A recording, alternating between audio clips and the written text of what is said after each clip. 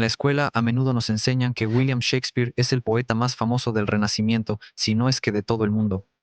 Aprendimos que escribió 39 obras, 154 sonetos y 2 poemas largos. Sin embargo, suele ignorarse un hecho desconcertante: nunca se han hallado cartas, mensajes ni manuscritos de William Shakespeare con su letra, ni correspondencia personal, ni manuscritos originales. ¿Cómo es posible que el hombre al que se le atribuye una obra tan enorme no haya dejado ninguna huella física de su creatividad? ¿Y acaso existió realmente? Según el libro ¿Quién es más grande?, de Stephen Schiena y Charles Ward, Shakespeare es considerado la tercera persona más influyente de la historia después de Jesús y Napoleón, superando a Mahoma. Sus obras han influido en el idioma, la cultura y el arte por siglos. Y aún así, los misterios que rodean su vida hacen que muchos crean que otra persona podría haber sido el verdadero autor de sus obras emblemáticas. Algunas teorías van aún más lejos, afirmando que el propio Shakespeare organizó este anonimato, ocultando deliberadamente su identidad o, algo aún más interesante, incluso falsificando su propia muerte. Sí, pero antes de siquiera llegar a esas y muchas otras teorías intrigantes, primero exploremos lo que sabemos oficialmente sobre la vida de Shakespeare, o quizá lo que alguien quería que pensáramos de él.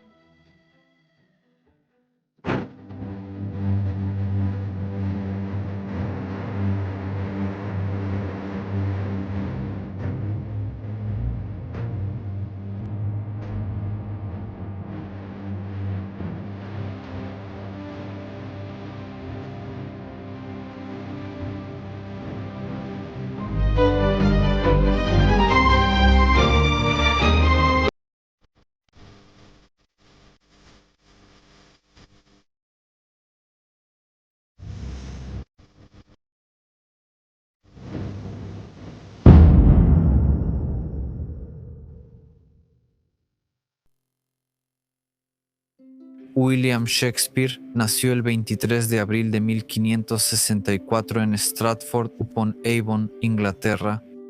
Creció en un mundo de oportunidades y desafíos. Su padre, John, fabricaba guantes y era importante en la ciudad, algo así como los alcaldes de hoy en día. Su madre, Mary Arden, provenía de una familia adinerada, pero la vida no siempre fue tan fácil. A veces la familia tenía dinero y a veces apenas podían llegar a fin de mes. Así fue como William creció en un hogar modesto, sin ser rico ni pobre. A pesar de estos desafíos, Stratford seguía siendo una ciudad cultural y educativa. La mayoría de los historiadores cree que Shakespeare fue a la King's New School, la secundaria local. Allí probablemente estudió latín, literatura clásica y el arte de la persuasión. Probablemente leyó a grandes escritores como Ovidio, Virgilio y Séneca, historias que más tarde inspirarían sus propias obras de teatro y poemas. Actualmente es un misterio que no haya documentos oficiales que prueben que Shakespeare asistió a la escuela. ¿Cómo puede alguien con tan poca educación formal escribir algo así? No hay nada bueno ni malo, solo el pensamiento lo hace así. O algo como: algunos nacen grandes, otros logran la grandeza y a otros les es impuesta. Suenan como palabras de una mente muy educada, ¿verdad? Pues sí, si te preguntas cómo Shakespeare, sin educación universitaria, pudo crear algunas de las obras más grandes de la literatura inglesa, créeme, no eres el único. Como verás más adelante, justamente esa pregunta se convierte en el argumento central para quienes creen que en realidad otra persona está detrás de sus obras. ¿Muy curioso? Además, la vida de Shakespeare fue bastante común, al menos si creemos en los libros de historia. A los 18 años, él se casó con Anna Hathaway, la hija de un granjero del cercano pueblo de Shotari, quien era 8 años mayor que él. El matrimonio fue rápido, probablemente porque Anna ya estaba embarazada. Solo 6 meses después nació su primera hija, Susana. 2 años después, en 1585, tuvieron gemelos Jamnet y Judith. Pero la vida de Shakespeare tuvo tragedias. En 1596, su único hijo Jamnet murió a los 11 años. La pérdida sin duda fue devastadora y muchos creen que influyó en su escritura. Y, si lo piensas, sus obras a menudo exploran la pérdida, la muerte y la paternidad. Pero aquí es donde nuestra historia se vuelve aún más misteriosa. Después del nacimiento de los gemelos, Shakespeare desaparece de los registros históricos durante casi 7 años, al igual que los años perdidos de Leonardo y de Jesús. Sí, las grandes mentes siempre de alguna manera desaparecen mágicamente de la historia, o al menos de la historia oficial. Se cuentan historias y llaman a ese periodo sus años perdidos. ¿Y qué hacía entonces? Algunos dicen que fue maestro y otros que ayudó en el negocio de guantes de su padre. Algunos incluso piensan que viajó al extranjero o trabajó como funcionario judicial, lo que podría explicar por qué sus obras muestran un conocimiento tan profundo de la ley. Algunos llevan el misterio más lejos y sugieren que pudo haber sido soldado, marinero o que viajó a Italia. Sus obras como El mercader de Venecia y Romeo y Julieta muestran imágenes tan vívidas de la vida italiana que parece que él mismo estuvo allí. Recuerden que Shakespeare no era rico, al contrario, apenas podía mantener a su familia tras convertirse en padre y llegar a fin de mes. Por eso para algunos esta idea parece imposible. La próxima vez que el nombre de Shakespeare aparece en los registros históricos es en 1592, cuando en una crítica el dramaturgo Robert Greene lo llama un cuervo presumido, mostrando resentimiento.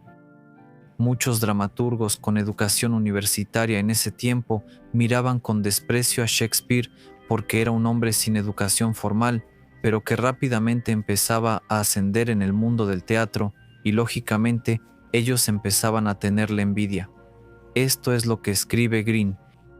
Sí, no confíen en ellos, porque hay un cuervo presumido, adornado con nuestras plumas, que con corazón de tigre, envuelto en la piel de un actor, se imagina que puede recitar verso blanco tan bien como los mejores de ustedes.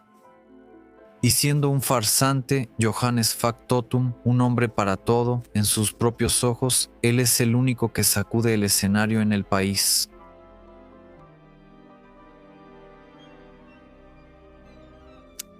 Cuervo presumido claramente no es un cumplido. Greene dice que Shakespeare ascendió demasiado rápido, entrando en el mundo de los dramaturgos sin la educación adecuada. Incluso lo acusa de vestirse con las obras de otros, llamándolo adornado con nuestras plumas. Insinúa que Shakespeare imita o toma ideas de escritores universitarios como él. Lo interesante es que Greene no se detiene ahí. También se burla de Shakespeare con la frase «corazón de tigre envuelto en piel de actor», que es una parodia de la línea original o «corazón de tigre oculto en envoltura de mujer» de Enrique VI. Esto al menos prueba algo. En 1592 Shakespeare ya escribía teatro y por las reacciones que causaba lo hacía bastante bien, especialmente para el despiadado mundo de Isabel I en Inglaterra. En la época de Isabel I, finales del siglo XVI, fue la época dorada del teatro inglés. Londres estaba lleno de salas teatrales como The Theatre, The Rose y más tarde el legendario Globe. Eran el centro del entretenimiento, atrayendo a todos, desde vendedores hasta nobles. Y fue precisamente en este mundo animado e impredecible donde entró Shakespeare. Desde el principio estaba claro que él era diferente, que dominaba las palabras. Podía hacerte reír, llorar o quedarte atónito y en silencio. La gente estaba asombrada por su talento. Lo que distingue a Shakespeare es su profundo entendimiento de las personas. Mientras que otros dramaturgos a menudo crean personajes que son claramente buenos o malos, Shakespeare sabe muy bien que la naturaleza humana es mucho más compleja.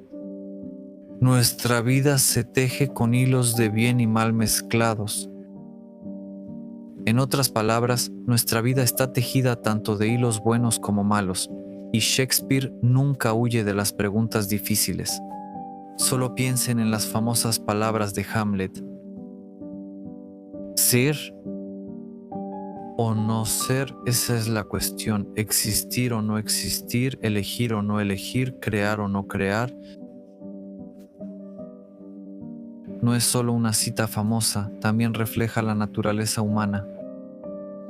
Dificultad y lucha o aceptación. En otras palabras, enfrentamos las dificultades de la vida o intentamos huir de ellas. Cada vez que las cosas se nos hacen fáciles, nos alegramos, o cada vez que las cosas se ponen muy difíciles, salimos corriendo y esperamos que ocurra un milagro para que todo se solucione. Sí, esas son las preguntas que plantea Shakespeare. Y no solo eso, en Otelo también explora el poder de los celos. Oh, cuídese, mi señor, de los celos. Es el monstruo de ojos verdes que se burla de la carne de la que se alimenta. Los celos no solo dañan a sus víctimas, sino que lentamente destruyen a quien los siente, justo como le pasa a Otelo. No todos los personajes de Shakespeare son trágicos. Tomen a Rosalinda de Como gusten, ella enfrenta los desafíos con una mente aguda y mucho humor. En ese entonces era demasiado joven para apreciarla, pero ahora la conozco. Su historia nos recuerda que la inteligencia y la risa pueden ser herramientas poderosas en un mundo lleno de obstáculos y desafíos. Así, Shakespeare crea personajes complejos, llenos de sueños, miedos y defectos. Sus personajes e historias siguen vivos porque hablan de nosotros, de emociones que nunca se desvanecen sin importar el tiempo ni el espacio. ¿Sabían que Shakespeare introdujo más de 1700 palabras y frases en el idioma inglés, muchas de las cuales todavía usamos hoy, 400 años después? ¿Alguna vez han dicho la famosa frase romper el hielo, break the ice? Eso es Shakespeare, lo que llaman persecución de ganso salvaje, también lo es. ¿Alguna vez han llamado a alguien por hablar de chismes o gossip en inglés? A menudo usamos la palabra modern, fashionable. Así es, otra vez es Shakespeare. Y aunque esto es fascinante por sí solo, pronto verán que Shakespeare nos dejó mucho más que solo palabras y expresiones nuevas. Pasemos a la poesía. Por ahora hablemos un poco más sobre la vida de Shakespeare. En 1593, algo terrible sucede en Londres. Una enfermedad mortal llamada la peste bubónica se extiende por la ciudad. Para frenar su propagación, el gobierno cierra los teatros. Esto fue un gran problema para actores y escritores, ya que sin ingresos no podían vivir. Shakespeare pudo haber luchado como todos los demás, pero en lugar de eso, encontró una nueva manera de usar su talento y empezó a escribir poesía. En ese tiempo, los artistas dependían de patrocinadores ricos y poderosos. Uno de esos hombres para Shakespeare fue Enrique Risley, el tercer conde de Southampton.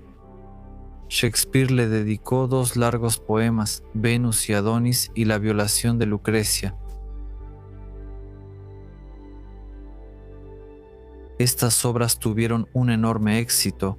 A la gente le gustaron tanto que fueron impresas varias veces durante la vida de Shakespeare, lo que las convirtió en algunas de sus obras más populares. Esto contribuyó a construir una fuerte relación entre los dos. Todo esto ayudó a Shakespeare a volverse un escritor famoso en Inglaterra, acercándolo a personas influyentes y ganando respeto como poeta. Así que cuando los teatros reabrieron en 1594, después de que la peste pasó, William Shakespeare estaba listo para ascender aún más alto. Shakespeare se une a la compañía de Lord Chamberlain o The Chamberlain's Man, una de las compañías de actores más importantes de Inglaterra. Ellos contaban con el apoyo de Henry Carey, primer barón de Hudson, quien en ese momento era el Lord Chamberlain, una figura influyente que ayudaba a financiar al grupo. Este grupo no era simplemente otra compañía teatral, ellos actuaban en el teatro, The Theatre, una de las primeras salas teatrales construidas en Londres. Aquí Shakespeare encontró su lugar trabajando como dramaturgo y actor. Una de las mayores estrellas del grupo era Richard Burbage, un actor talentoso que a menudo interpretaba los papeles principales en las obras de Shakespeare.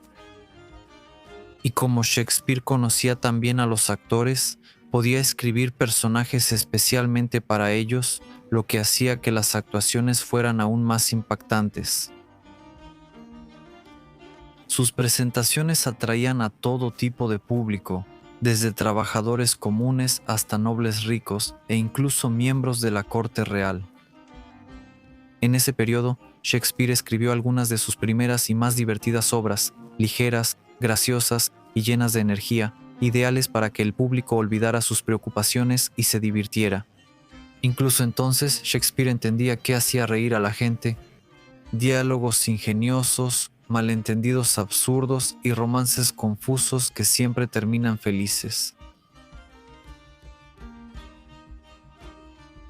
En Comedia de Errores, una historia sobre gemelos separados al nacer, todo se convierte en un completo caos.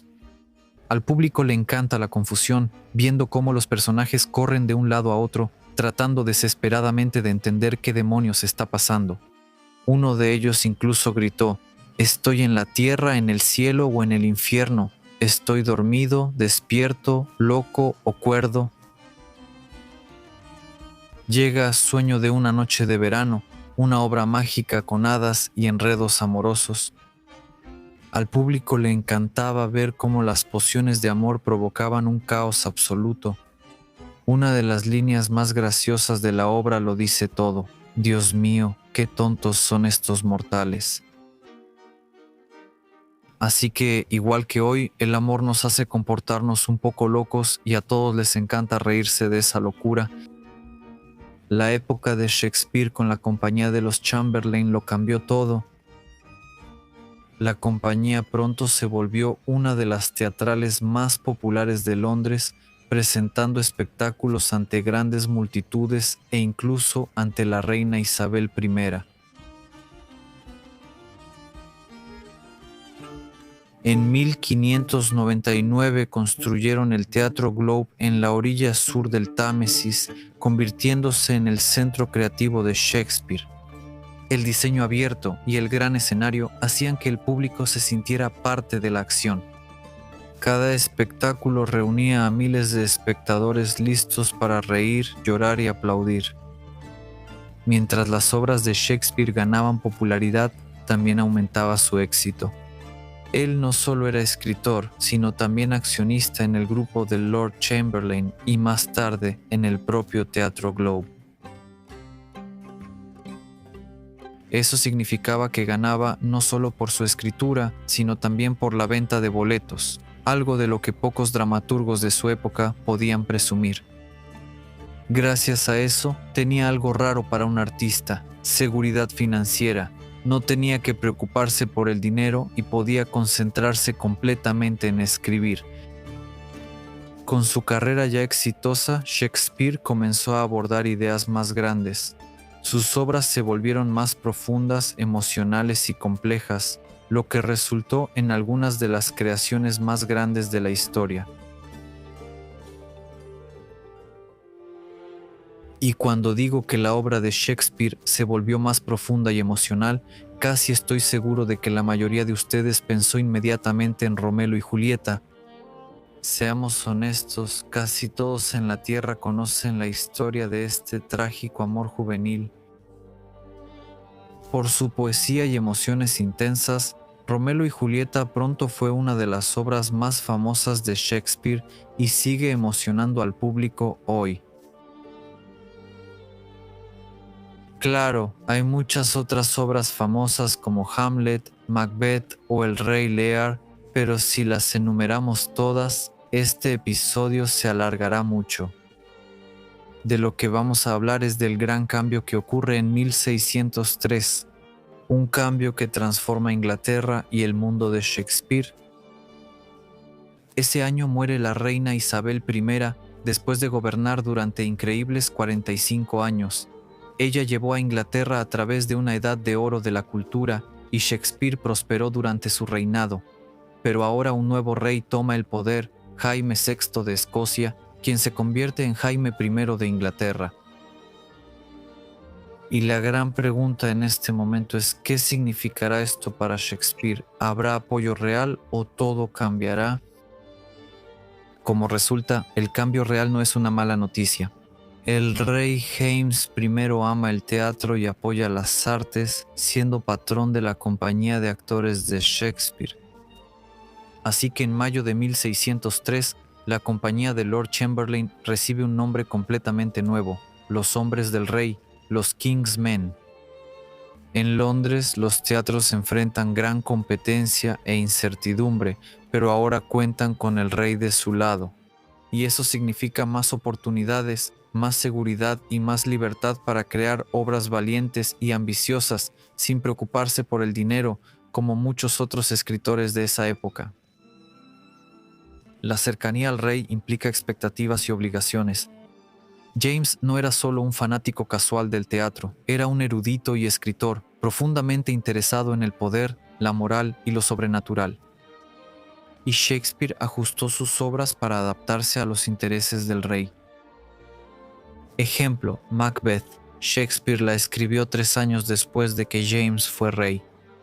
Si hay algo que sabemos hasta ahora es que Shakespeare nunca añadía cosas por accidente. Mientras escribía esto, él sabía exactamente lo que hacía. La obra está llena de brujas misteriosas que predicen el ascenso de Macbeth al poder y de visiones fantasmales que lo persiguen, y adivinen qué. El rey Jaime estaba obsesionado con la brujería y en 1597 escribió un libro llamado Demonologie. Si aceptamos ciegamente esta biografía que les he contado hasta ahora, William Shakespeare sin duda es un verdadero genio del drama, un hombre que enriqueció el idioma inglés con innumerables palabras y frases. Domina una variedad de géneros como la comedia, la tragedia, la historia, aborda temas muy adelantados a su tiempo e introduce técnicas teatrales como el monólogo y el metateatro que aún se utilizan hoy en día. En ese caso, no es de extrañar que sea recordado como uno de los escritores más famosos de la historia. ¿Y ese era él? Lo que la mayoría de nosotros no sabe es que las teorías que cuestionan la autoría de Shakespeare comenzaron ya en el siglo XVIII. La primera gran ola de escepticismo surgió en 1850, cuando la escritora estadounidense Delia Bacon publicó un ensayo en el que afirmaba que las obras de Shakespeare en realidad eran producto de un grupo de personas altamente educadas y de la élite intelectual de esa época. Un argumento clave contra la autoría de Shakespeare es su falta de educación formal. Se acepta que Shakespeare fue a una secundaria local en Stratford-na-Avon, donde posiblemente estudió latín y retórica. Pero aparte de eso, no hay pruebas de que él haya continuado con estudios posteriores o que haya tenido acceso a conocimientos especializados profundos que muestran sus obras. Piensa en la enorme variedad de temas que cubren las obras de Shakespeare: derecho, religión, astrología, medicina, psicología, botánica, política y las complejas costumbres de sociedades de todo el mundo, especialmente Italia, un país que sirve como escenario para muchas de sus obras más emblemáticas. ¿Cómo pudo lograrlo? Un hombre sin educación universitaria y aparentemente sin la posibilidad de viajar fuera de las fronteras de Inglaterra, ¿cómo podría poseer una comprensión tan amplia de estos temas tan diversos y complejos? Hay otro detalle extraño en este misterio. El testamento de Shakespeare no menciona ningún libro. Eso es raro, ¿verdad? ¿No cree que una persona que ha escrito tanto debería poseer muchos libros? Pero aquí hay algo aún más sorprendente. Ni siquiera poseía una Biblia. ¿Por qué lo digo? Pues porque en ese tiempo casi todos los hogares, desde nobles hasta familias pobres, tenían al menos una Biblia. Así que, de nuevo, ¿cómo podría la persona a la que se le atribuyen obras literarias tan profundas carecer incluso de las posesiones literarias más básicas?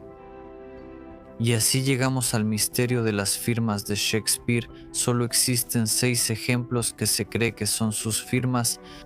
Son tan diferentes que algunos expertos dicen que no pudieron ser escritas por la misma persona. Lo que es aún más desconcertante es la aparente falta de habilidad y fluidez en esas firmas. Son vacilantes, inconsistentes y sugieren que, si realmente fueron escritas por Shakespeare, él pudo haber sido funcionalmente analfabeto. Esto plantea una pregunta aún mayor. Si Shakespeare apenas podía firmar su propio nombre, ¿cómo pudo haber escrito algunas de las obras más elocuentes y sofisticadas de la historia literaria? Algunos teóricos van aún más lejos, cuestionando si esas firmas siquiera pertenecían a Shakespeare. ¿Es posible que hayan sido falsificadas o escritas por otra persona? Y si Shakespeare no está detrás de esas firmas o de sus legendarias obras, entonces ¿quién?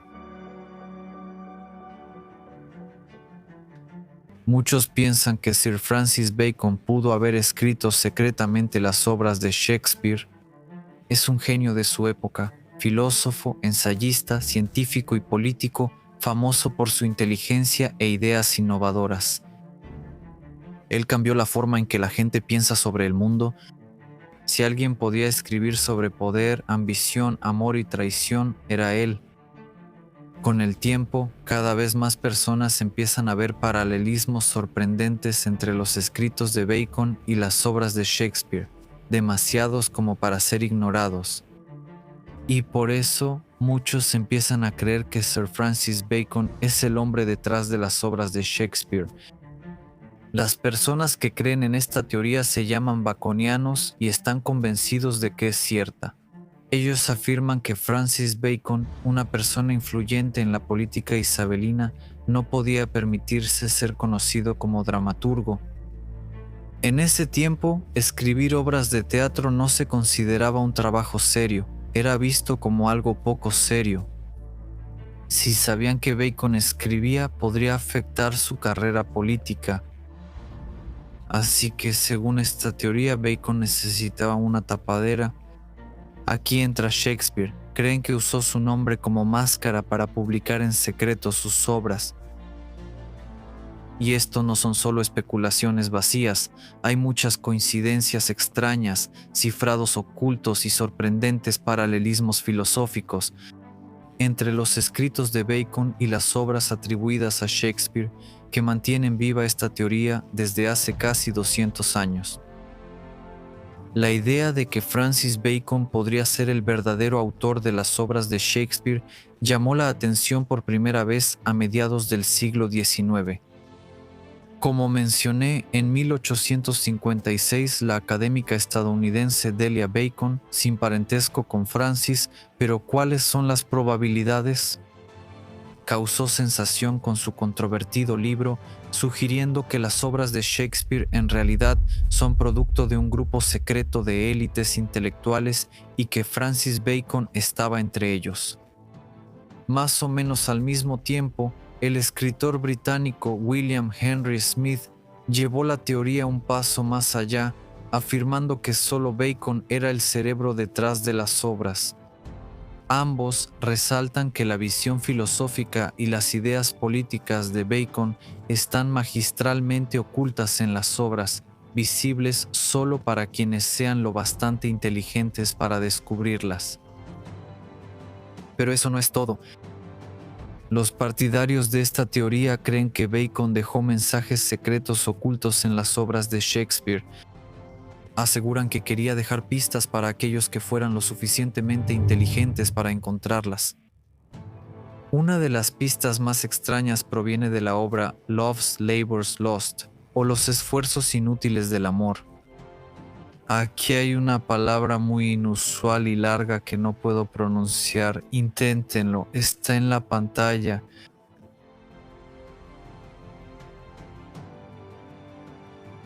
Parece imposible de decir, ¿verdad?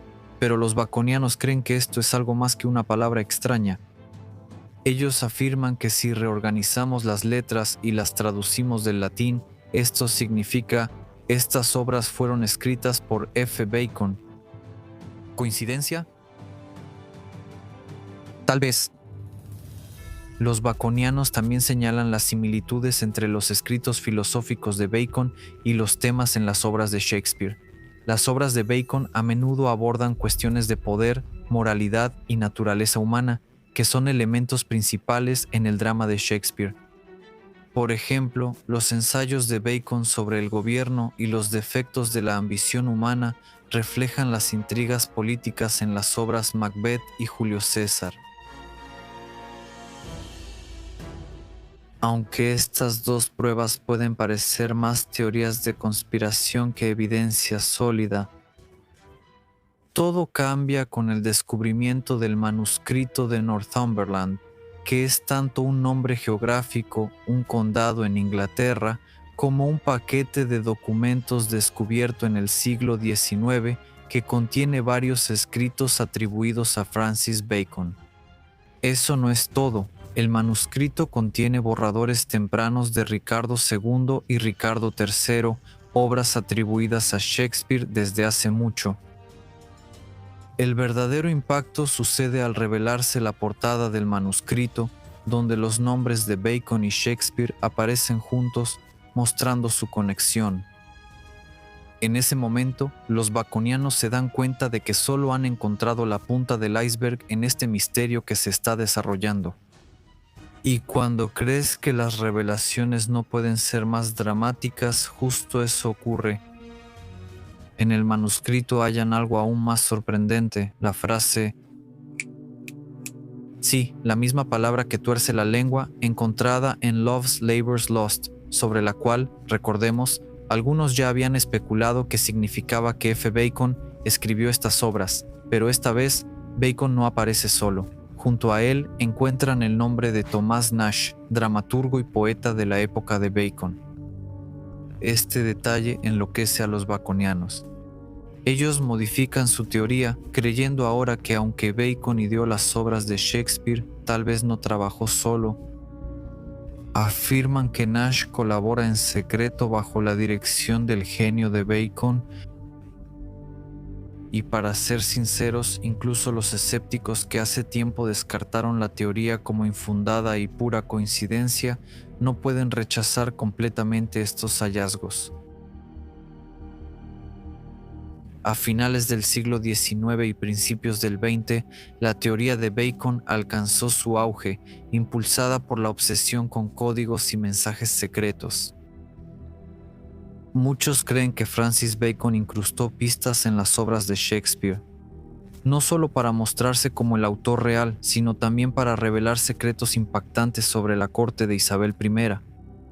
Uno de los seguidores más apasionados fue Orville Lord Owen, quien estaba convencido de que las obras de Bacon ocultaban una historia de traición y un destino perdido. Owen llevó su creencia a un nivel completamente nuevo. Él inventó una rueda de cifrado que, según dice, descifra mensajes ocultos en las obras de teatro. Lo que descubre es impactante. Él declara que Bacon es el hijo ilegítimo de la reina Isabel I y su favorito Robert Dudley. Según Owen, Bacon es el heredero legítimo al trono, pero se le negó el derecho de primogenitura. Con el corazón roto e incapaz de revelar la verdad públicamente, se supone que Bacon codificó su trágica historia en las obras de Shakespeare. Sin embargo, Owen no se detiene ahí. En 1909, él cree que Bacon ocultó manuscritos originales en una bóveda secreta bajo el río Wye en Inglaterra. Decidido a encontrarlos, comienza a excavar, pasando años desenterrando el lecho del río en busca de pruebas. pero lamentablemente no encuentra nada. También surgen argumentos en contra de la teoría de Bacon. Por un lado, nunca se encontraron pruebas reales que respaldaran las afirmaciones de Owen sobre mensajes ocultos o cámaras secretas. Además, ¿cómo pudo Bacon escribir todas las obras de Shakespeare mientras tenía una carrera política bajo tanta presión? Para muchos eso no tiene sentido. Suscríbete. Pero la teoría de que Sir Francis Bacon fue el verdadero autor de las obras de Shakespeare es solo el inicio. Con el tiempo, la búsqueda del verdadero Shakespeare revela nuevos sospechosos, y entre los más intrigantes está Edward de Vere, el 17º conde de Oxford. ¿Quién es Edward de Vere y por qué muchos creen que él podría haber sido el verdadero genio detrás de las obras eternas de Shakespeare? Edward nació en 1550. Él no es simplemente una figura común. Como el 17º conde de Oxford, es un noble profundamente conectado con el poderoso mundo de la vida cortesana, la realeza.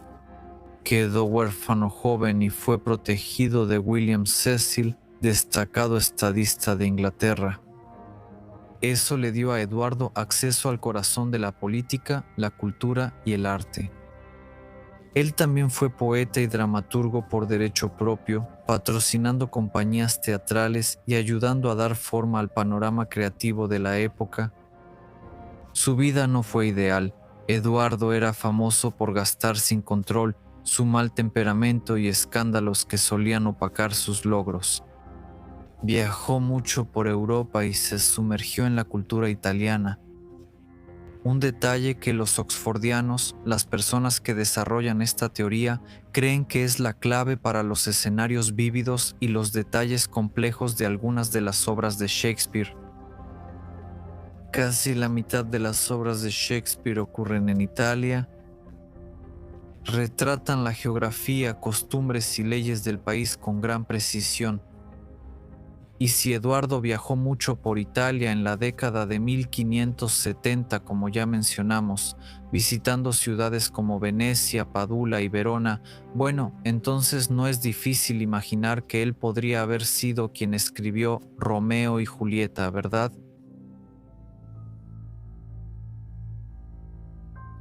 La vida de Eduardo parece reflejar temas y hechos de las obras de Shakespeare. Por ejemplo, Eduardo fue famoso por haber sido capturado por piratas durante su regreso de Europa, una experiencia que aparece casi idéntica en Hamlet.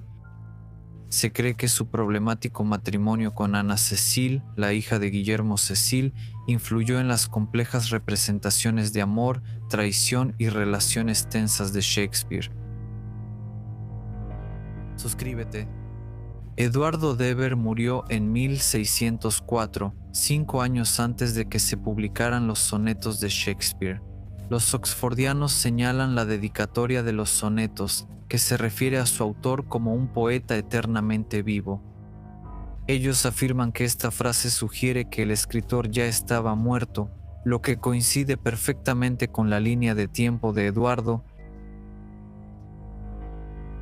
Entre las pruebas favoritas de los oxfordianos está la copia personal de la Biblia de Ginebra de Eduardo de Vere. Él subrayaba y marcaba pasajes que parecían llamarle la atención. Aunque esto suene inusual, muchos terminamos haciendo lo mismo. Muchas de las secciones que Eduardo subraya en su Biblia corresponden a referencias bíblicas encontradas en las obras de teatro de Shakespeare. Temas específicos, ideas e incluso frases directas de las escrituras aparecen en obras como Hamlet y El Rey Lear. Para los oxfordianos, esto es una fuerte evidencia de que los hábitos personales de lectura de de Vere pudieron haber influido directamente en los temas religiosos entrelazados en las obras de Shakespeare. En conjunto, para muchos, estos argumentos son pruebas demasiado convincentes para ser descartadas o atribuidas a coincidencia. Para otros, por supuesto, no tiene mucho sentido. Sin embargo, uno de los mayores desafíos, dicen, es la cronología de las obras de Shakespeare. Entonces, primero, no sabemos si fue una persona real. Segundo, no sabemos si este hipotético y potencialmente real hombre escribió algo. Y tercero, ni siquiera podemos ordenar la línea de sus obras. Edward Dever muere en 1604, pero se cree que muchas de las obras más grandes de Shakespeare fueron escritas años después de su muerte. Los oxfordianos afirman que estas obras fueron escritas antes y publicadas póstumamente o que fueron terminadas por otros escritores usando las notas de Dever. Pero para muchos esa explicación simplemente no es suficiente. Dicen que hay una gran diferencia en el estilo de escritura. La poesía de Eduardo está bien escrita, pero es mucho más simple. Las obras de Shakespeare no tienen emociones profundas ni ideas complejas. Los escritos de Shakespeare destacan por su lenguaje rico, ingeniosos juegos de palabras y profunda comprensión de la naturaleza humana. En cambio, el trabajo de Eduardo parece más simple y tradicional, por lo que es difícil creer que la misma persona pudo haber escrito ambos. Por supuesto, la cuestión de la identidad de Shakespeare podría parecer mucho más simple si los candidatos se limitaran solo al propio Shakespeare, Sir Francis Bacon, como dijimos, y Edward Dever. Así podríamos especular, pero el misterio crece al notar que muchos otros también han sido considerados el verdadero Shakespeare. Y para que las cosas sean aún más confusas, cada teoría al parecer tiene sentido a su propia y única manera.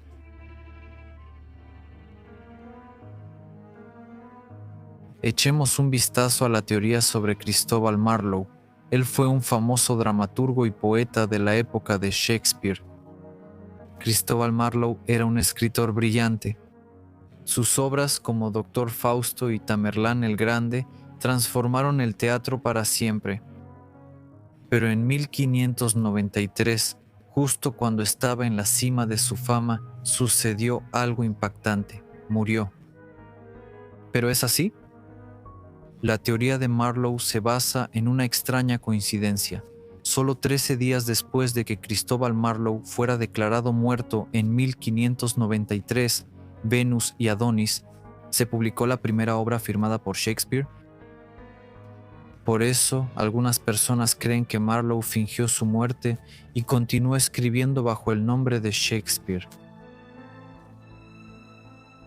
Si se preguntan por qué alguien llegaría a tales extremos, no se preocupen, porque las personas que creen en esta teoría, por supuesto, tienen una explicación muy clara. Según ellos, Cristóbal Marlowe tenía una fuerte razón para desaparecer. Hasta 1593 estaba en serios problemas. Fue acusado de herejía, un delito peligroso que podía llevar a la ejecución. Algunos afirman que fue espía secreto de la reina Isabel I, reclutado cuando estudiaba en Cambridge. Suscríbete a nuestro canal. Se informa que el 30 de mayo de 1593, Cristóbal Marlowe es asesinado en una pelea por la cuenta en una taberna de Deptford, pero su muerte sigue sin resolverse. Los registros oficiales contienen muchas inconsistencias y varias de las personas que estuvieron allí tenían vínculos con espías isabelinos. Esto hace que muchos crean que todo esto fue una puesta en escena. Algunos piensan que los amigos influyentes de Marlowe sabían que él estaba en peligro y lo ayudaron a fingir su muerte. Si eso es cierto, pudo haberse ocultado, cambiado de identidad y seguir escribiendo. Aquí hay algo para reflexionar. Miren estos dos versos. Uno es de El judío de Malta, de Marlowe, y el otro es de Romeo y Julieta, de Shakespeare. Marlowe. Pero espera, ¿qué estrella brilla allá en el este? Shakespeare. Pero silencio, ¿qué luz brilla a través de esa ventana? A primera vista estos versos se sienten muy similares. Ambos usan palabras y estructuras de oraciones tan similares que muchos piensan que esto no es solo una coincidencia, sino una prueba de que Marlowe y Shakespeare en realidad eran la misma persona. También te puede sorprender que algunos piensen que Shakespeare era mujer. Sí, Una teoría sugiere que Emilia Lanier, una poeta de origen judío-italiano, podría haber escrito al menos algunas de las obras de Shakespeare. Nacida en 1569, Emilia era muy educada. John Hudson, un académico que discute la teoría sobre Emilia, nota algo interesante. Su poesía y las obras de Shakespeare tienen un estilo muy similar. Emilia también sabía mucho sobre música y las obras de Shakespeare mencionan la música más que cualquier otro escritor de su época. Lo que realmente hace que Emilia se destaque es su valiente personalidad. Ella expresa valientemente su opinión en una época donde se esperaba que las mujeres callaran y en La fierecilla domada y Mucho ruido y pocas nueces, Shakespeare crea personajes femeninos fuertes, inteligentes y dispuestas a defenderse, que no solo siguen las reglas sociales. Por ejemplo, en Mucho ruido y pocas nueces, Beatriz es una de las mujeres más valientes de Shakespeare. Ella se niega a quedarse callada e incluso se burla de los hombres diciéndoles: «Prefiero oír a mi perro ladrar a un cuervo que a un hombre jurar que me ama». La gente quería a Beatriz porque era independiente y no esperaba que alguien decidiera su futuro. Ella tomaba sus propias decisiones. Nos sorprende que muchos piensen que Beatriz refleja las luchas personales de Emilia como mujer en un mundo dominado por hombres. Esta teoría, como muchas otras, plantea más preguntas de las que responde. Pero, como era de esperarse, Emilia Lanier no es la única mujer que ha sido propuesta como la verdadera autora detrás de las obras de Shakespeare. Mary Sidney también podría ser candidata. Al igual que Emilia, algunos creen que Mary escribía sobre sí misma en las obras ya mencionadas, presentando a una mujer que gobierna un mundo dominado por el poder masculino. Y créanlo o no, más de 150 personas han sido propuestas como posibles candidatos para el verdadero autor de las obras de Shakespeare. Aún más extraño es que muchas de estas teorías han sido tomadas en serio, convirtiéndose en objeto de estudio tanto para académicos como para criptógrafos y también para historiadores. Y aquí está la pregunta: ¿qué pasaría si la respuesta fuera mucho más simple? ¿Qué pasaría si, después de todos estos debates, todas las pistas y todas las especulaciones, la verdad fuera que Shakespeare realmente fue el hombre detrás de sus propias obras? Al final del episodio haremos un ejercicio para ver cómo se siente otra alternativa sobre quién fue realmente Shakespeare. Por ahora, aceptemos que Shakespeare es Shakespeare. Sí, estas teorías pueden sonar emocionantes y las coincidencias parecen increíblemente raras, pero no podemos ignorar que Shakespeare pudo ser el verdadero autor. Hay razones lógicas para apoyar esta idea, especialmente considerando que estamos hablando de una persona que vivió hace siglos. Por ejemplo, la controvertida caligrafía de Shakespeare y la variedad en la forma de escribir su nombre a menudo se utilizan como argumentos en contra de su autoría. Pero seamos honestos, eso no era nada extraño en el siglo XVI. En ese entonces no existía algo como la ortografía estandarizada, ni siquiera para los nombres. Algunas personas dicen que Shakespeare no podía escribir sobre cosas como derecho, medicina o lugares extranjeros porque no tenía la educación adecuada. ¿La educación y el conocimiento solo vienen de instituciones tradicionales? En el antiguo Egipto no decían que la educación es la mayor sabiduría y la sabiduría la mayor educación. Aunque él no viajara, muchos en la Inglaterra isabelina sí lo hicieron y al volver compartían sus historias. Shakespeare pudo aprender de sus libros, conversaciones y experiencias. Samuel Johnson, uno de los más grandes admiradores de Shakespeare, dijo una vez que la genialidad de Shakespeare no proviene de la formación académica, sino de su profundo entendimiento de la naturaleza humana. Muchos creen que la incomparable habilidad de Shakespeare para captar las verdades universales de la experiencia humana no es resultado de un origen aristocrático ni de una identidad oculta. Provenía de su chispa natural y su insaciable curiosidad. También existe el punto de vista de que realmente podemos decir cualquier cosa y respaldar cualquier teoría. Para entender a las personas y la vida no se requiere educación formal. Necesitamos ser observadores, necesitamos explorar la realidad que nosotros mismos creamos con nuestras elecciones y convertirnos en detectives como Sherlock Holmes de nuestra vida, aprendiendo constantemente de lo que sucede a nuestro alrededor, corrigiéndonos a través de la interacción con el entorno y las señales que constantemente nos pone lo que nos rodea. Y si somos lo suficientemente observadores, pues podremos notar cosas que otros a simple vista no ven. Y aún así, algunos no están satisfechos con la explicación de que la curiosidad de Shakespeare y su acceso a bibliotecas hayan sido suficientes para crear obras tan complejas. Tampoco están de acuerdo con la idea de que otra persona escribió las obras de Shakespeare. ¿Y qué hacemos? En cambio, la gente ha desarrollado una teoría completamente nueva. Sí, ya existen muchas teorías, pero la vida de Shakespeare está llena de tantos misterios que no es de sorprender que esta no sea la última teoría.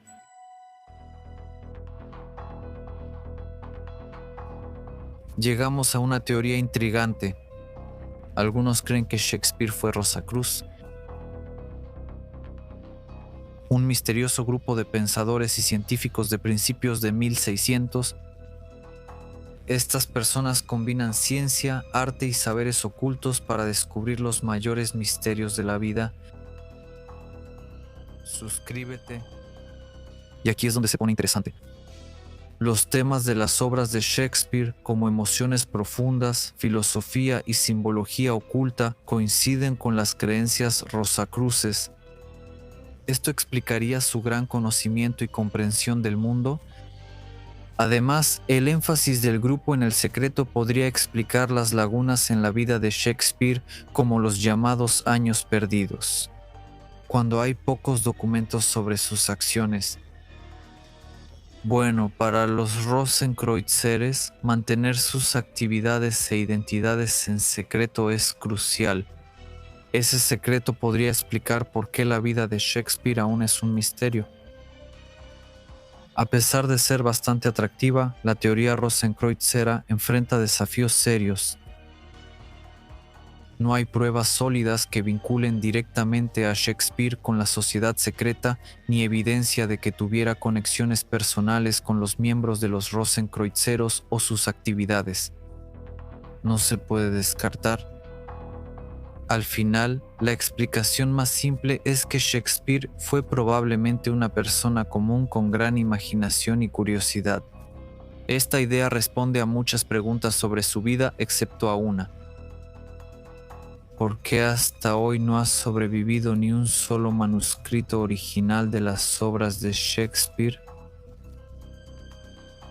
Él escribió tanto, pero no ha quedado ni una sola página de su letra, como si alguien hubiera querido borrar todas las huellas de su existencia para que pareciera que tal persona nunca vivió. ¿Y qué tal si ese alguien fue el mismo Shakespeare? Por supuesto, algunos pensarán que no se conservan manuscritos originales de las obras de Shakespeare. Primera tesis, por el alto costo. Segunda, por la escasez de papel en su época. No estarían equivocados. En los siglos XVI y XVI-I, el papel se hacía a mano con tela, por lo que era caro y laborioso de producir. El reciclaje de papel era común y no era raro que documentos viejos se reutilizaran para hacer nuevos. Los manuscritos de las obras se consideraban documentos de trabajo, herramientas de oficio, no artefactos de importancia duradera. Y de hecho, después de las representaciones, muy a menudo estos manuscritos eran desechados o reciclados. Además, los teatros de esa época, incluido el Globe, el teatro de Shakespeare, no tenían un proceso oficial de archivo. Los guiones se escribían para uso inmediato y una vez que las ediciones impresas como el primer folio estuvieron disponibles, los originales a menudo se consideraban innecesarios y eran destruidos.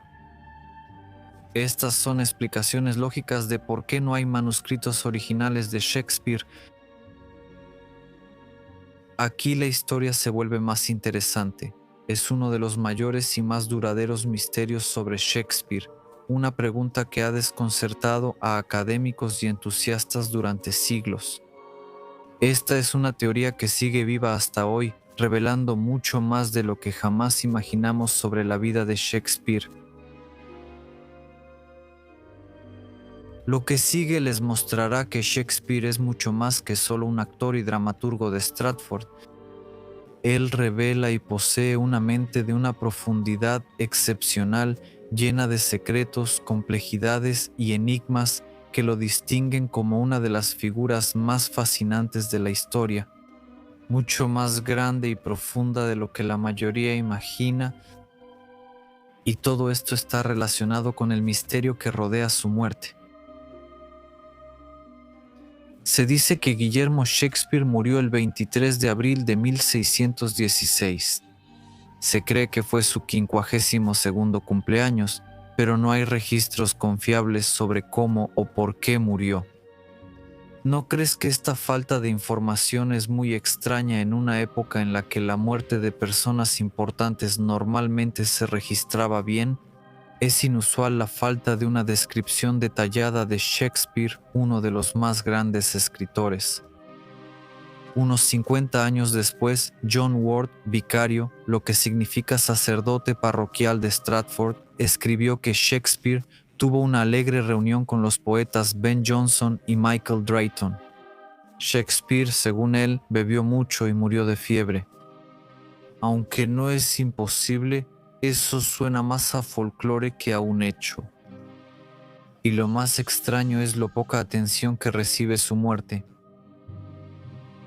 Para alguien tan famoso como Shakespeare, uno esperaría un luto público o grandes honores. En cambio, su muerte pasa casi desapercibida. La tumba de Shakespeare en la iglesia de la Santísima Trinidad en Stratford-upon-Avon suma misterio. En la lápida hay un epitafio siniestro que advierte a cualquiera que se atreva a perturbar sus restos. Buen amigo, por Jesús, abstente de cavar el polvo encerrado aquí. Bendito sea el hombre que respete estas piedras, y maldito sea aquel que mueva mis huesos. A primera vista, esta maldición puede parecer una simple manera de disuadir a los ladrones de tumbas. ¿Y si el texto en realidad oculta algo más impactante, como que el cuerpo de Shakespeare quizá ni siquiera esté en la tumba? Algunos teóricos creen que esto podría ser cierto y lleva a una pregunta aún mayor. ¿Fingió su muerte Shakespeare? Y si es así, ¿por qué lo haría? Se dice que él buscaba escapar de la fama, las deudas o problemas políticos. Otros sugieren que simplemente quería vivir el resto de su vida en paz y anonimato. Existe una teoría aún más extraña. Algunos creen que Shakespeare se retiró de la vida pública para trabajar en secreto en uno de los libros más influyentes de todos los tiempos, la Biblia del Rey Jaime. Suscríbete. La idea de que William Shakespeare pudo haber tenido algo que ver en la creación de uno de los textos más influyentes de la historia, la Biblia del Rey Jaime, suena como la mayor conspiración literaria. Y aún así, como muchas de las historias sobre Shakespeare, hay suficiente intriga y misterio como para hacerte detenerte, pensar y preguntarte. Una de las pruebas más tentadoras está en el Salmo 46 de la Biblia del Rey Jaime. Cuenta 46 palabras desde el inicio del Salmo y llegarás a shake, sacudir. Haz lo mismo desde el final y obtienes spear, lanza. Juntas forman Shakespeare. Además, los estudiosos señalan que la Biblia del rey Jaime se completó en 1611, el año en que Shakespeare cumplió 46 años. Algunos ven esto como una pista oculta, una forma inteligente de que un escritor brillante deje su huella en el famoso texto. Los partidarios de esta teoría afirman que algunas partes de la Biblia del rey James, especialmente los Salmos, llevan rastros del talento poético de Shakespeare. El ritmo, las imágenes vívidas y las palabras cuidadosamente elegidas en estos pasajes tienen un tono dramático que recuerda a sus obras de teatro y sonetos. Aunque los traductores siguieron reglas estrictas para ser fieles a los textos originales, la belleza del lenguaje destaca. ¿Y quién podría dar vida a esto mejor que el escritor más célebre de su época? Hasta 1610 Shakespeare casi se retira del teatro y regresa a Stratford-na-Avon. Lo interesante es que esto ocurrió casi al mismo tiempo que las últimas etapas de la traducción de la Biblia del rey James.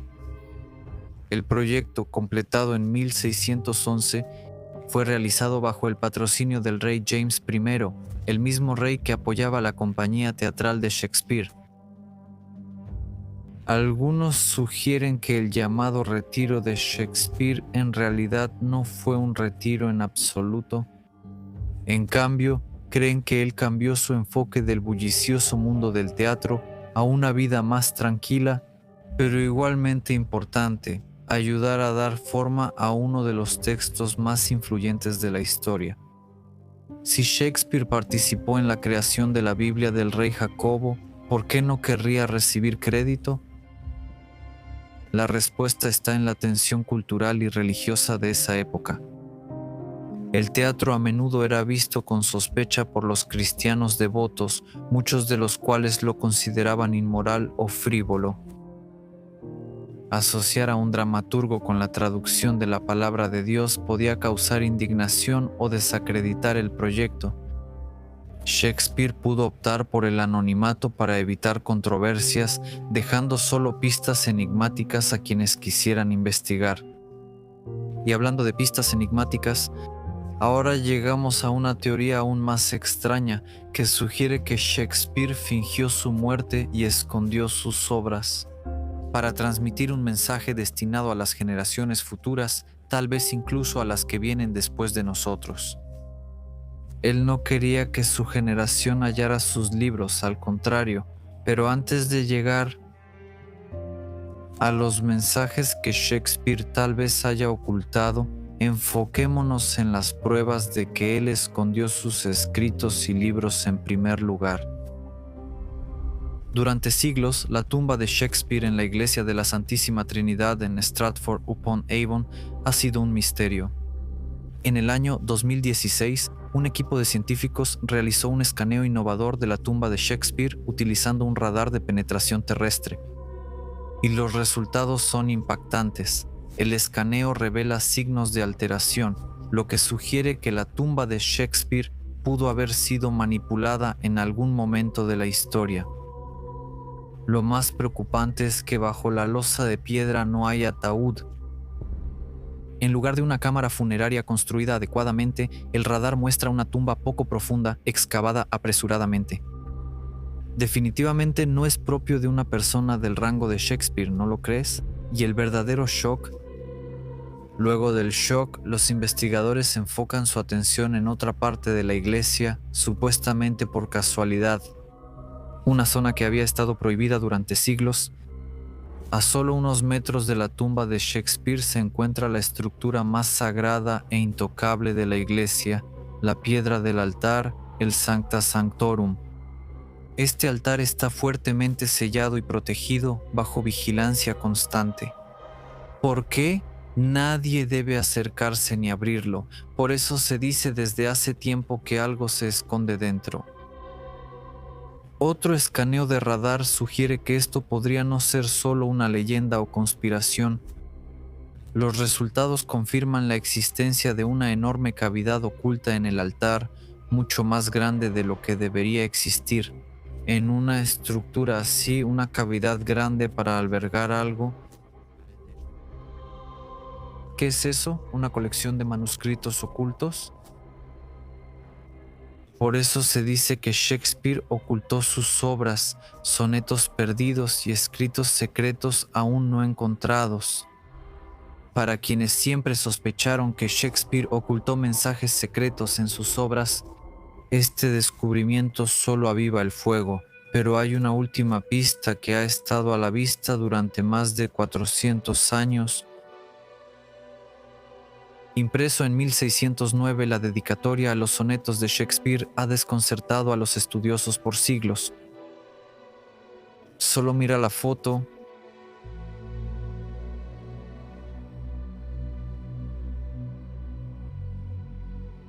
¿Notas algo extraño? Las palabras tienen puntos aleatorios entre ellas. En ese entonces, la gente normalmente no escribía así. Parece casi como un código secreto. Ahora mira este nombre, Señor W.H. ¿Quién es él? Nadie lo sabe con certeza. Algunos piensan que él es el joven a quien Shakespeare dedicó sus sonetos, pero otros creen que es una pista. Podría referirse a un lugar o ser el seudónimo de quien ocultó los escritos de Shakespeare. ¿Ves poeta eternamente vivo? Eso suena normal hoy, pero en el siglo XVII decían eternamente vivo para referirse a alguien muerto. Cuando estos sonetos se publicaron en 1609, Shakespeare aún vivía, o eso se creía. Entonces, ¿qué significa todo esto?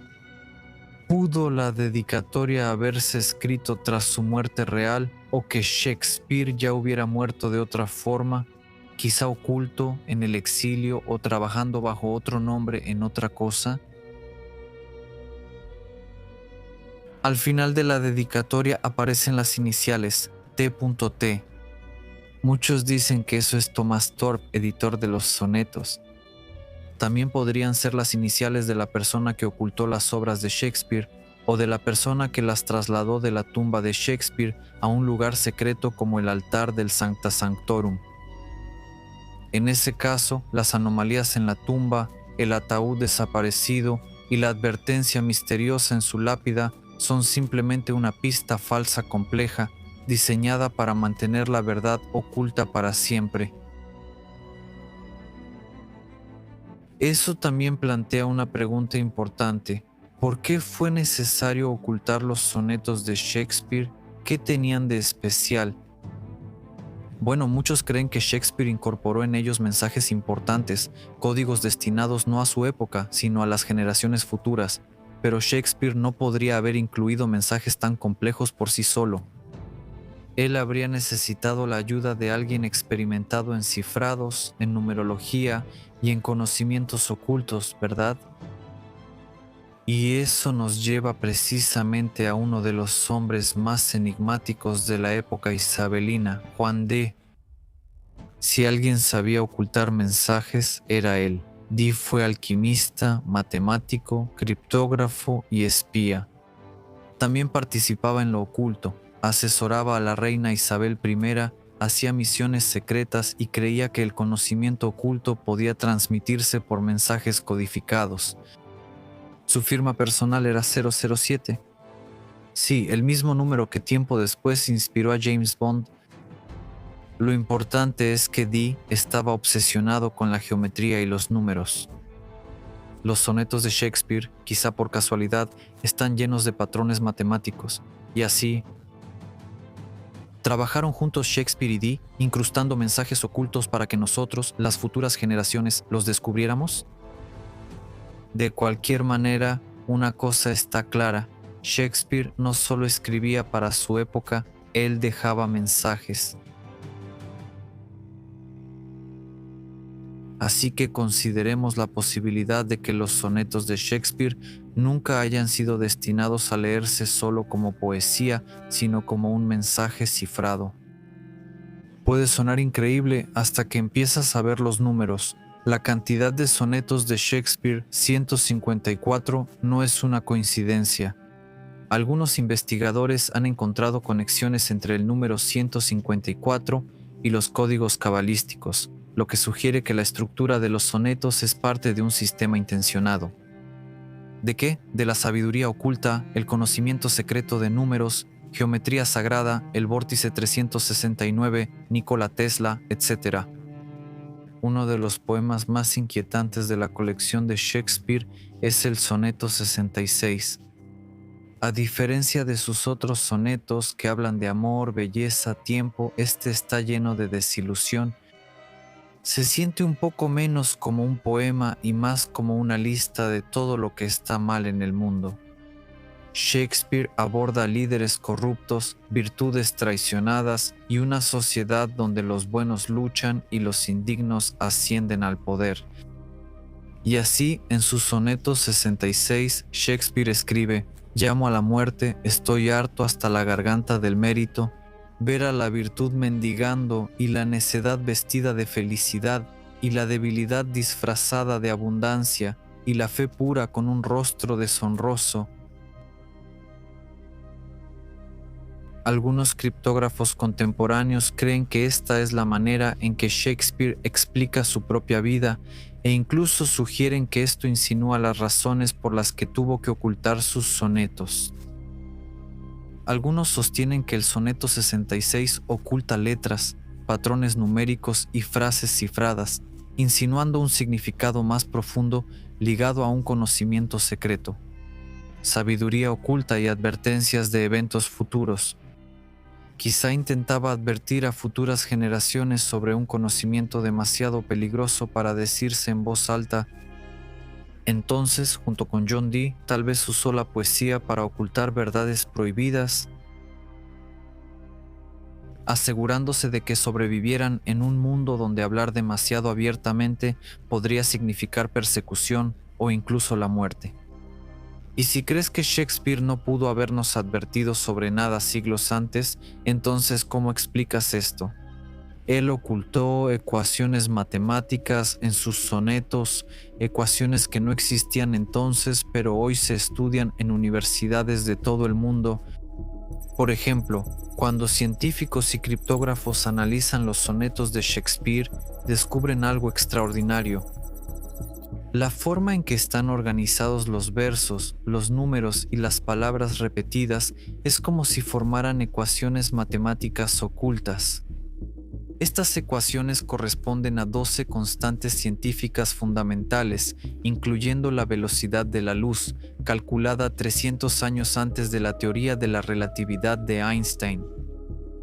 Además, al estudiar patrones en palabras como tierra, luna, sol y luz, los investigadores lograron calcular la distancia entre la Tierra y el Sol, así como entre la Tierra y la Luna, con un 99.84% de precisión. Ese nivel de precisión está muy por encima de lo que cualquiera conocía en la época de Shakespeare. Pero tal vez ese conocimiento no sea tan imposible, especialmente si consideramos en qué creía Juan Dee. Sí, en esos tiempos él decía dominar el idioma de los ángeles, una forma secreta de comunicarse con seres superiores, lo que hoy llamamos canalización. Dee llamó a este idioma divino enoquiano, nombrado así por la figura bíblica del libro prohibido, rechazado por la Biblia, de hecho, el libro de Enoc. Dee asegura que ángeles le revelaron conocimientos ocultos, incluso secretos de la civilización. Si los sonetos de Shakespeare contienen mensajes enoquianos, descifrarlos podría revelar leyes cósmicas, las mismas leyes que los antiguos egipcios y aquellos antes que ellos usaron para construir monumentos y desarrollar conocimientos avanzados mucho antes de la ciencia moderna. Y hablando de los antiguos egipcios, uno de los mayores misterios que rodean la Gran Pirámide es su inexplicable precisión matemática. Hasta el siglo XIX, los científicos notaron que sus dimensiones codifican constantes matemáticas fundamentales como pi, phi y la proporción áurea con notable precisión. Al principio, estos descubrimientos naturalmente fueron rechazados o considerados simplemente como una coincidencia. Y aún así, las mediciones siguen alineándose de manera demasiado perfecta como para ser ignoradas. Las mismas constantes matemáticas incrustadas en la Gran Pirámide también aparecen en la estructura de los sonetos de Shakespeare. Aleluya, buenos días. Cuando científicos y criptógrafos analizan la estructura numérica de los sonetos, descubren, y lo subrayo, patrones infalibles que corresponden a la proporción de la Gran Pirámide. La disposición de los versos, palabras y frases repetidas crea valores numéricos que están en total concordancia con pi y phi. Además, el 154 es divisible entre 14 y 11, ya que 14 es la proporción piramidal fundamental y 11 es un número relacionado con el despertar espiritual y la magia egipcia. Además, el que falta. La piedra en la cima de la Gran Pirámide ha sido un misterio durante mucho tiempo. Algunos creen que nunca fue colocada, mientras que otros afirman que fue removida intencionalmente para ocultar el conocimiento atlante. En la simbología egipcia, si lo vemos así, la punta representa una conexión divina e iluminación. Ahora volvamos a Shakespeare. Al analizar sus sonetos, hallamos una pieza faltante similar. La estructura de los sonetos es como una pirámide, pero los dos últimos, el 153 y el 154, parecen aparte, como una punta sin colocar. Estos últimos sonetos se enfocan en el fuego y el agua, dos polaridades, en la alquimia, opuestos que simbolizan la transformación y el conocimiento antiguo. ¿Es todo esto una coincidencia? Vale la pena reflexionar sobre esto, incluso si decidimos descartarlo todo como una simple coincidencia. Uno de los descubrimientos más sorprendentes relacionados con Shakespeare y sus sonetos es su aparente conexión con las coordenadas geográficas de la Gran Pirámide de Giza. En la época de Shakespeare, la longitud geográfica era uno de los mayores misterios en la navegación. No había una manera precisa de medir cuán lejos al este o al oeste se encontraba una ubicación, así que nadie podía cartografiar con exactitud la ubicación de la Gran Pirámide. Hasta el siglo XVIII se crearon métodos precisos, mucho después de la muerte de Shakespeare. Y aún así, muchos creen que los patrones numéricos en los sonetos no son solo una forma de marcar dónde se encuentra la Gran Pirámide. Después de todo, hoy todos conocemos su ubicación, algunos de nosotros incluso hemos estado allí, otros aún irán. En cambio, quizá William Shakespeare y John Dee querían señalarnos algo más profundo.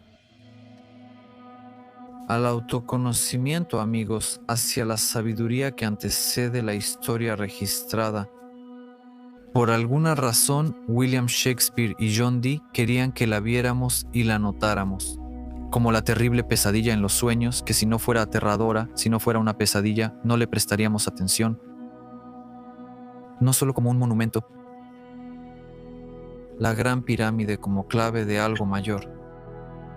Nos están dando pistas sobre las respuestas a los misterios codificados en los sonetos y no están ocultas en la pirámide. Muy parecido a lo que Leonardo también cifró en sus pinturas. Después de todo lo que hemos descubierto, una cosa es segura: los sonetos de Shakespeare contienen mucho más conocimiento oculto del que jamás imaginamos.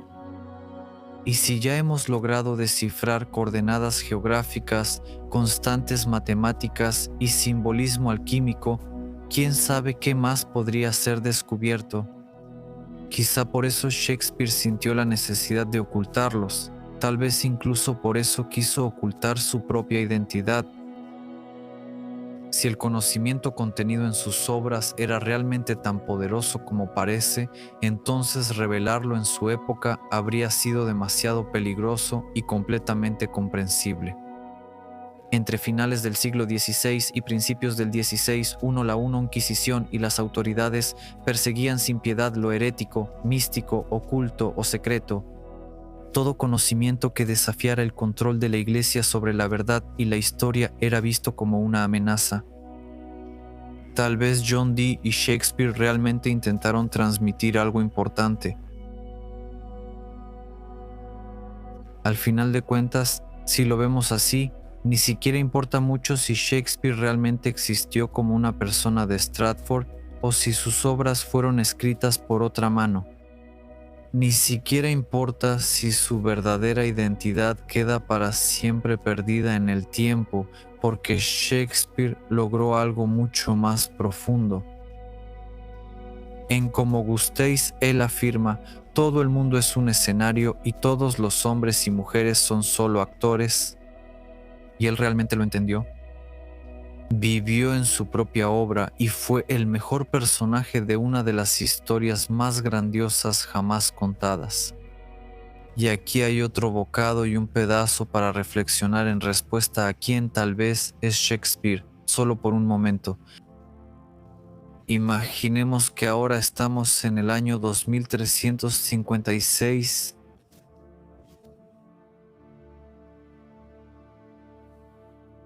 En el año 2356 ya tenemos acceso y la posibilidad de teletransportarnos, de movernos entre el tiempo, el espacio, de viajar en el tiempo. Y aquellos que estudian y, bueno, admiran los sonetos y la obra de Shakespeare, deciden regresar en el tiempo para encontrarse con ese Shakespeare, para verlo. ¿Quién fue ese hombre, ese genio? ¿Cómo pudo dejar algo así tras de sí? Usan la máquina, regresan a Stratford y empiezan a preguntar a los campesinos, a la gente, ¿dónde está ese Shakespeare? ¿Dónde puedo encontrarlo? ¿Quién es ese chico? La gente se sorprende y al principio no reacciona porque no sabe, pero poco a poco, de boca en boca, llegaron a la información sobre un chico muy talentoso de Stratford que era conocido por escribir muy bonito. No sabían qué sería, pero escribía bien y tenía talento. Entonces los viajeros del futuro fueron llevando los sonetos del futuro del gran Shakespeare, fueron con él para ver cómo escribía. Entonces notaron que solo habían regresado antes de que él escribiera Hamlet, el rey Lear y demás. Fueron a buscarlo y vieron que él había empezado a escribir, pero no había escrito nada realmente importante. Entonces se preguntaron, ¿este es el gran Shakespeare? Esperaban que fuera educado, de familia rica y con historia importante, que tuviera algún tipo de inspiración o alguna señal que mostrara que era él. Y dejaron de lado a ese chico, miraron al segundo, miraron al tercero, miraron al cuarto y de repente se preguntaron, ¿y quién es Shakespeare? ¿Dónde está ese Shakespeare? Entonces regresaron al primer chico y simplemente dejaron en la habitación algunas de las grandes obras de Shakespeare del futuro que ellos ya conocían. Después de eso se fueron. El chico vio las obras, aprendió de ellas y empezó a escribir. Después de eso, volvemos de nuevo al futuro, al año 2300 y tantos. Vemos y recorremos el camino de Shakespeare, lo contamos y nos volvemos a hacer la pregunta: ¿quién es William Shakespeare? De esta manera se entrelazan el pasado y el futuro y Shakespeare sigue siendo un enigma, un misterio y una historia de información, belleza y amor. Y por otro lado, ¿por qué no tener también la frase de que todos somos Shakespeare? Así que no lo olvidemos. Cuánta profundidad en esa frase. Todos somos actores y podemos ser cualquiera. Cuando cae el telón, no serán nuestros nombres, nuestras palabras o nuestra identidad lo que quedará en el tiempo, sino solo lo que dejamos atrás. Por esa misma razón, siglos después, Shakespeare sigue siendo inmortal en el escenario. Eso es lo que lo convierte en una verdadera mente de la eternidad.